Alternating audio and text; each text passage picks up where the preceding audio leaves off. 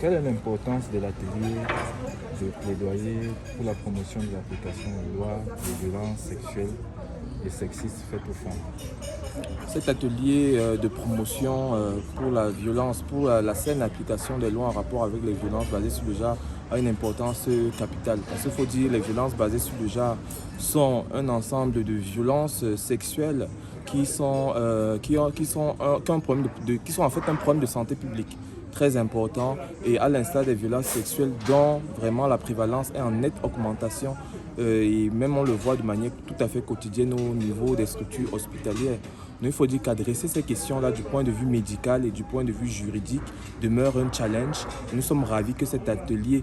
ait pris à bras le corps cette question-là pour que de manière transversale entre tous les acteurs impliqués dans la prise en charge de cette violence, nous pouvions en fait tabler là-dessus, faire l'état des lieux et puis mettre en place un certain nombre de solutions. Comment l'atelier peut-il améliorer la capacité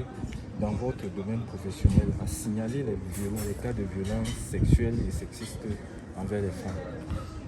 Il faut dire que cet atelier, en termes de notification des cas de viol dans la pratique clinique, n'a pas vraiment eu un impact majeur. L'impact qu'on a relevé au cours de ces rencontres avec les magistrats, les officiers de police judiciaire, la société civile et les avocats, c'était vraiment l'intérêt de l'interaction et de la coordination de nos différentes activités pour la prise en charge de ces femmes-là. Parce que très souvent, elles sont prises en charge en milieu hospitalier, elles sont accompagnées, on rédige des certificats médicaux-légaux afin qu'elles puissent continuer la procédure sans pour autant qu'il y ait un suivi véritable. Donc cet atelier nous a permis de voir la nécessité de mettre en place un network, un réseau des acteurs de la lutte contre les violences basées sur le genre qui sera en même à la fois de réaliser la notification des cas, de faciliter la prise en charge et le suivi pour le bien-être de ces femmes-là qui ont déjà suffisamment souffert et qui sont désormais des survivantes.